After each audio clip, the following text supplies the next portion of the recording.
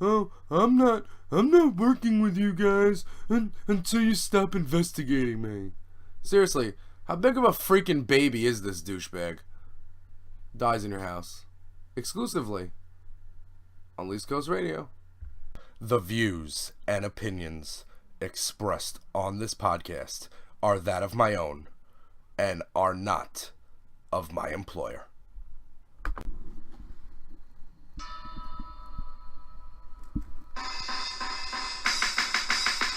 Nobody likes me. Nobody likes me.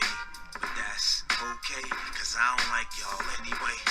And I don't like y'all anyway.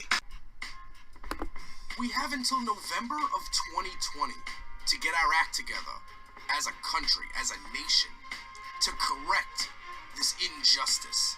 And the biggest injustice in the world was allowing a foreign power to install a criminal into the White House and turn an administration into a fascist crime syndicate. That must be corrected. And we only have there's only one more election we have to correct it, or this whole thing is over.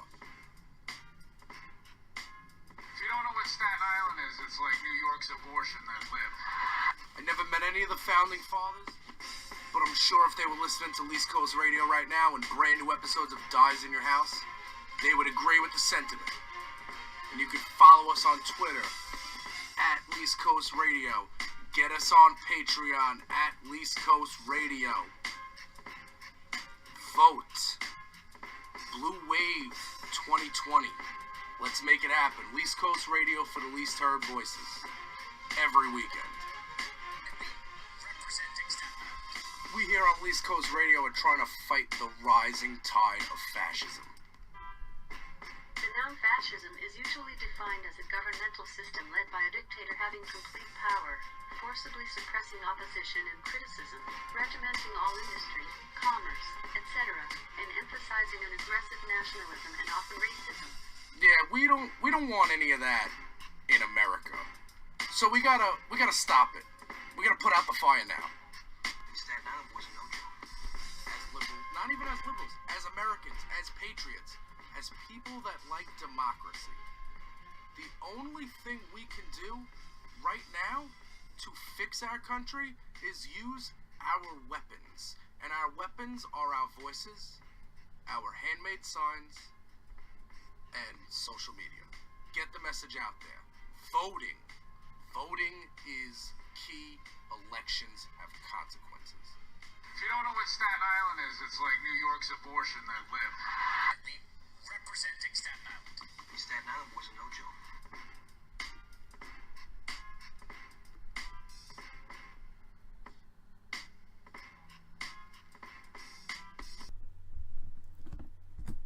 Hey, yo. Who's in the house? Dyze in your house.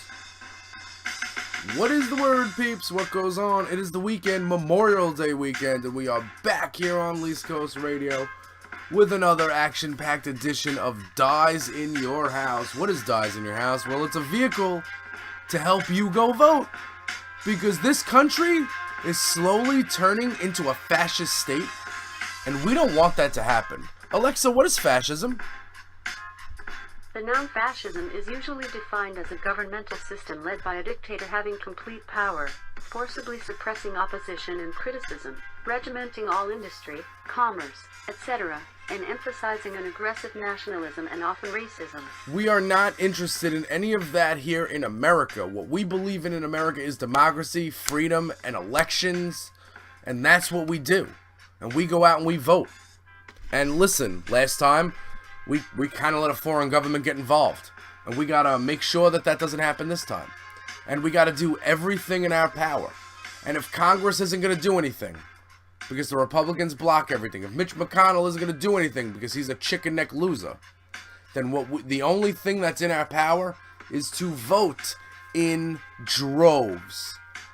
That lesser of two evils nonsense, which was a lie in 2016, which people made up to make an excuse to not vote. That's not going to fly here. Not in 2020. the Republic is too important. This week, we watched it unfold. I was watching MSNBC when this happened. The meeting on infrastructure. Before they go into the meeting, Pelosi says Trump is engaged in a cover-up. Kelly O'Donnell comes on TV, little sideline reporter with red hair, and she's like, not a sideline reporter, it's not sports, but you know what I mean. White House correspondent. So she's like, well, you know, after Nancy Pelosi said that, we don't know what his mood is now, but we're fairly certain that he probably walk out of the meeting. 3 minutes in, he walks out of the meeting. Who plans this shit? What a fucking baby. I don't mean, and listen, the foul language is gonna fly. So just another reminder that anything I say on this podcast, I know I put the clip at the top, but I'm just gonna say it again. Anything I say on this podcast, anything I say on East Coast Radio, the words of Jay Porks are not the words, are not the thoughts, are not the feelings of my employer. These are my own feelings, and these are my own thoughts, my own opinions. Not that of my employer. I haven't even told my employer how I feel about these topics. They haven't asked. So we're just gonna keep politics out of the break room. Anyhow, we don't want that. So this fucking baby, oh, I'm not working with anybody until you guys stop investigating me. What kind of life is that? So you mean to tell me that you're not going to sit down with Nancy Pelosi and Chucky Ducky Schumer about an infrastructure bill? Remember Infrastructure Week? Remember that? It's never happening. It's like my 2020 Dems episode of the podcast. It's never going to be a thing because I'm always going to be usurped by something else. I'm not, until you stop investigating me, we're not working with infrastructure. You know what because like cities like New York and shit like that, not waiting for, New York, California, not sitting there waiting for DC to pass a freaking bill about infrastructure. We're building bridges anyway. We're building bridges, we're building tunnels, we're fixing stuff. But you know who needs the infrastructure? Like middle America shit that's been waiting to get highways repaired for 20 years or whatever. Red state voters. Same thing with the farmers. We gave farmers a bailout. We bailed out farmers because we put tariffs on China. So farmers are on welfare. But if a single mother, you know, who's working 3 jobs, who can't afford to, put food on the table, wants to get welfare, no, it's entitlements. These people are entitled. They're so lazy. The fuck out of here. But you give farmers aid? You give farmers welfare? Why? Why is one okay and the other one isn't? That's what I want to know. Just somebody tell me. If anybody guessed that one involves white people and one predominantly involves colored people, that's pretty much it. So this guy is a baby. He plans a walkout. And he wants to investigate the investigators. On some real despot shit, you know? I mean, that's just like, when you hear like, we're gonna investigate the investigators, and hear like the Attorney General's like, yeah. It's like, what? What happened? Where are the guardrails? Remember the guardrails? Listen, man, I get scared a lot. I get scared a lot for our country. And I'm worried. And it's true. And it's very important that, everybody, that we get out there and we vote. And all that stuff. But still, even though I believe that we have the votes, even though I believe that we have the people in line for leadership, even though I think we have the right people there, people with plans, I still get a little worried. I still need a little therapy. And there are times where I get that therapy from the Twitterverse. And we haven't done this in a while. But let's get to a little impromptu Dyze in Your House edition of the Thread Count. Before we move on in this podcast, I need a little therapy. I need a little Twitter therapy and I get that in the form of Greg Olear, who has a thread from yesterday, I believe. This is to calm the people like me who are worried for their future. So, special Dyze in Your House edition of the thread count. Okay. You can follow Greg along on Twitter at Greg Olear. Exactly spelled like that. He is the author of a book called Dirty Rubles, An Introduction to Trump Russia. And it's basically a primer on all this stuff that is being investigated. And let's go to the thread here. And beginning. After a crazy and chaotic week, people seem to be more afraid than ever. We've lost. Democracy's dead. Trump will get away with it. Bollocks. If the Republic falls, it won't be because of this fucking guy. Thread. Trump is doing what he always does. Distract, obfuscate, delay. Because he's a money launderer for the Russian mob, because Putin gave him the Oval Office, that's all he can do. He's done this his whole life, but the walls are closing in. What is the best case scenario for him? That we abolish the Constitution, crown him king, and have his political enemies rounded up and executed, and lower the age of consent to 13? Reality check, that ain't happening. Don Jr. is not going to be mayor of New York City. Ivanka Trump is not going to succeed him as president. Comey is not going to be tried for treason. Rather, Trump will be exposed as a fake millionaire, a mob money launderer, and an obstructor of justice, and he will be removed. This is already happening. Any objective person already knows this. All that's missing is the shift in general public perception. That hasn't happened yet because Trump has controlled the narrative for 3 years, and he's really good at that. But now, that's over. Trump has been abetted by a compromised GOP and mainstream media. Trump is adept at getting dirt on people and threatening to use it. That's how mobsters roll. Between David Pecker and the Russian mob, he has a treasure trove of compromise. But the truth will out. 2. Trump's dementia-addled brain continues to deteriorate. Maybe peak Trump could have lasted longer, but he's already badly slipping. This week, he accidentally admitted that Don Jr. called him about the Trump Tower meeting. These lapses will continue and worsen as he flails. Trump Tower is being besieged from all sides.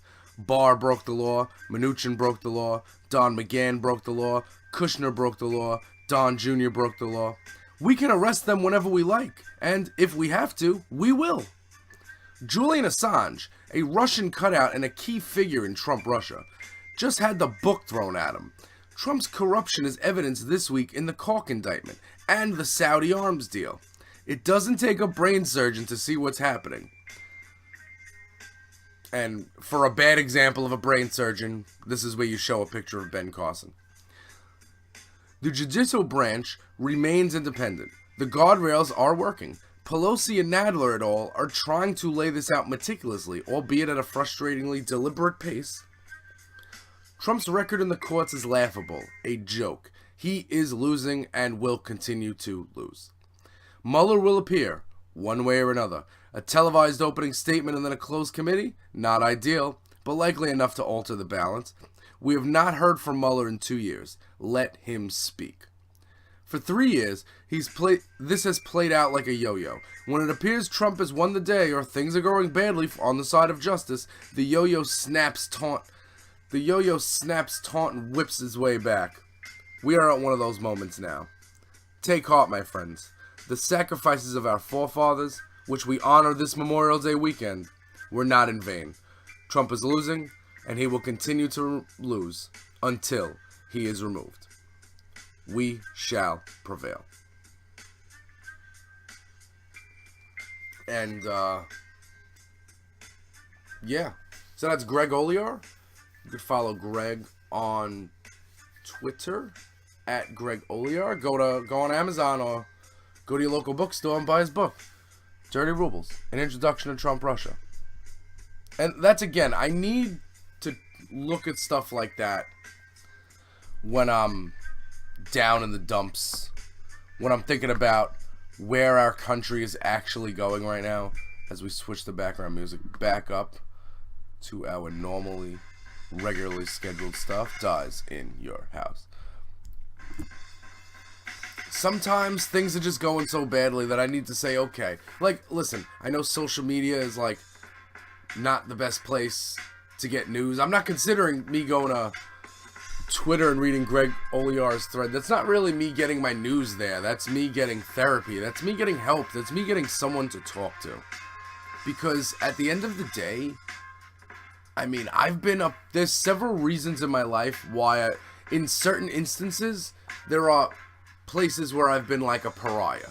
Whether it's I'm the only guy smoking cigarettes at work, whether it's, I was on the man bun scene longer than most, whether it's my boisterous self. There's a lot of reasons why people would say, you know what, Jay is not somebody I really want to be associating myself with. Now, it seems that being liberal was like the worst of them all. Being liberal was the straw that broke the friends of Jay's back. That's what it did. And I know I say this every week, and I just reiterate to you that I am alone here. The only people I have are the people who follow me on Twitter, who I follow on Twitter, the people I read, the people who I believe, and the people who I'm trying to work with. Just every liberal in America, the people I'm trying to work with to help. Listen, man, we can't mess this up again. Like, I just saw my friend share on Facebook an article that said non-voters handed Trump the election. First of all, let's stop talking about who handed him what. Let's talk about how we're taking it away. Now, whether that's removal or whatnot, I don't know. Listen, Nancy Pelosi, she's not, she didn't just show up here. She didn't just walk in and say, alright, what's this legislation thing all about? If Nancy Pelosi says we're not going to impeach right now, there's a reason for it. Either she thinks it's not going to get done, she thinks it would backfire politically, whatever the case may be. But she's been in Congress longer than me, because I haven't been there. And to tell you the truth, the way the Senate is right now, I don't see how starting an impeachment query, I don't see where that goes. So you impeach him. So and then you have a trial in the Senate. The Senate's not even going to take that, the Republicans aren't even going to take that seriously. Not one Republican senator is going to vote to impeach, and you need 2/3 of the Senate. 2/3 of both houses, actually. So, you beat on that. That's a dub. So what you have to do is ask yourself, what are we going to do? Well, we have to continue to investigate. And when investigations get obstructed, we have to make noise about it. We have to hit the streets. Like that when they were banning abortions last week, that was the in topic last week, was banning abortions. There was all those protests, man. I love all you people. And I really wish we'd have there'd be a march on a day I'm off work.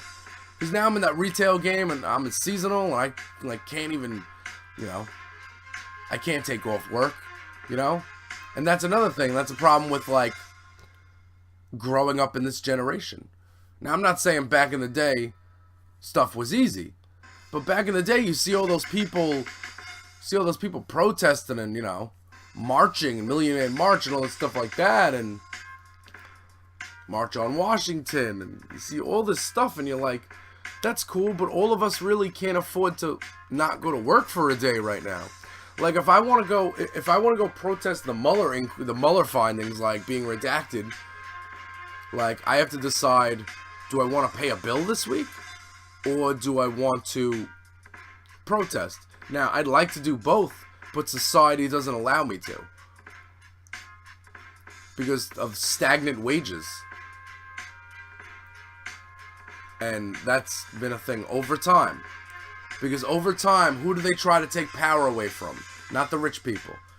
Not the people with money. Not the people with assets. They try to take the power away from the people that don't have any money. They start at the bottom. and they take away your will to vote. They take away your will to participate in democracy. They're the ones spinning the your vote doesn't count conspiracy theories.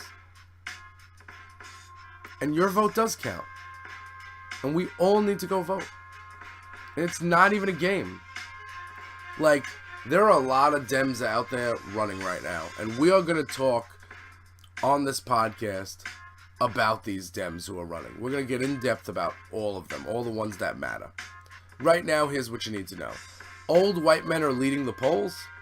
I'd ignore that, because Joe Biden's stance on recreational marijuana is not one of a liberal Democrat running in 2020. Bernie Sanders is coming up second, but, you know, he had his honeymoon in Russia, so, you know, we'll wait for the other shoe to drop on that. Meanwhile, coming up right behind, Elizabeth Warren is gaining momentum along with Harris, and my dad this week likes Pete Buttigieg. He's drinking the booty juice.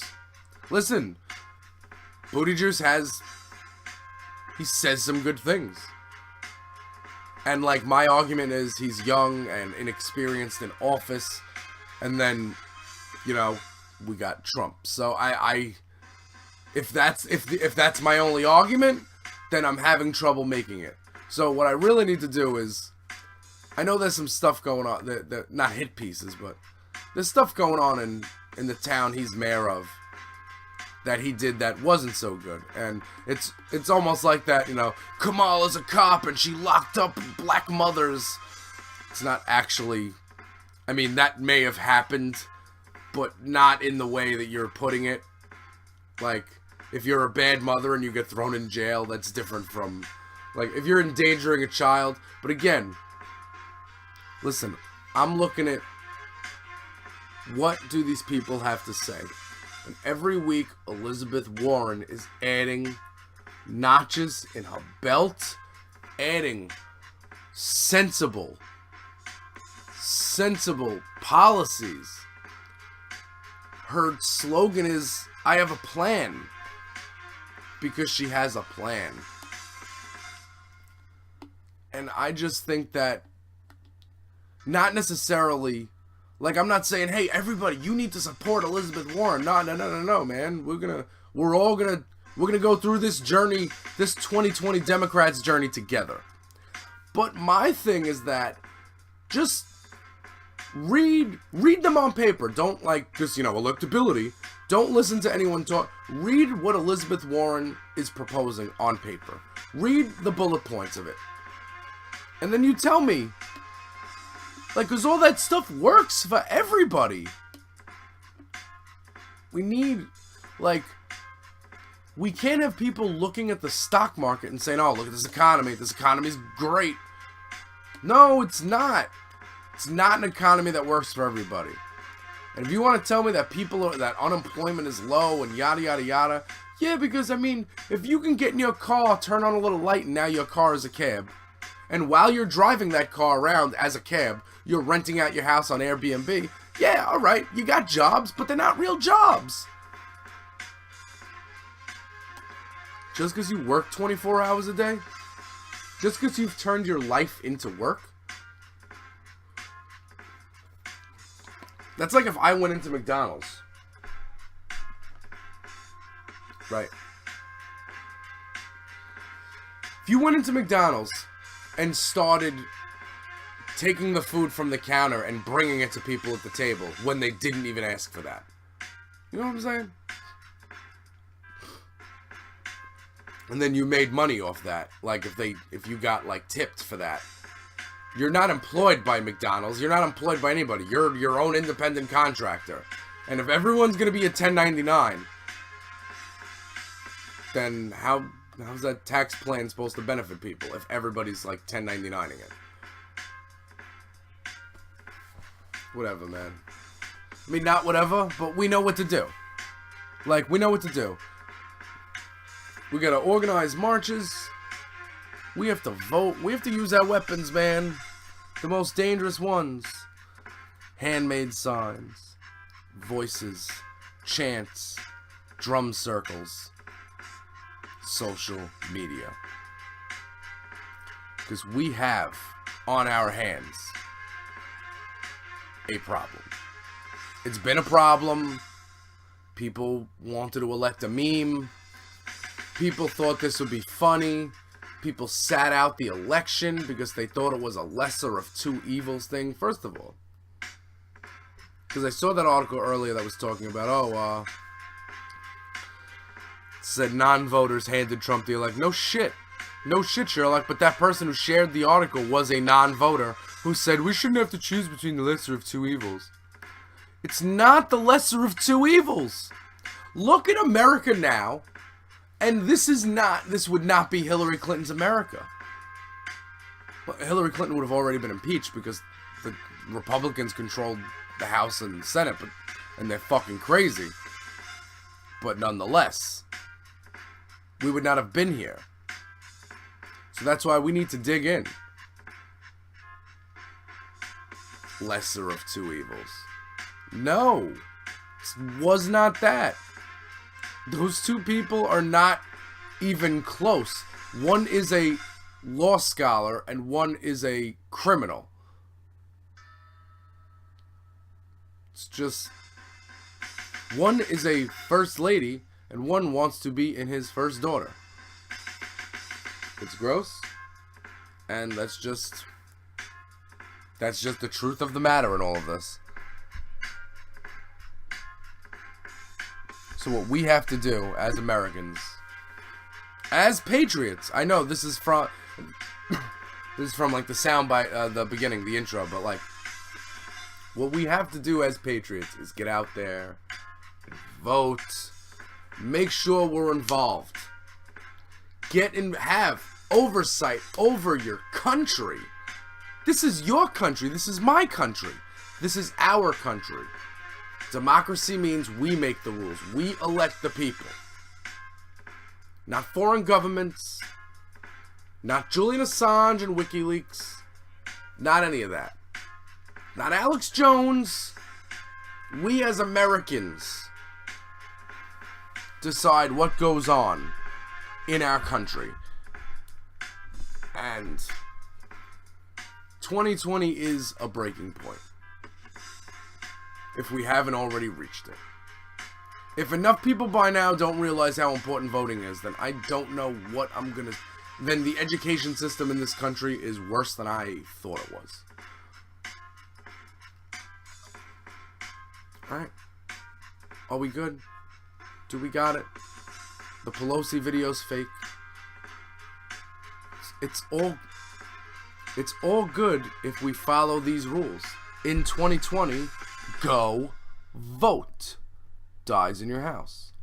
Exclusively on Least Coast Radio.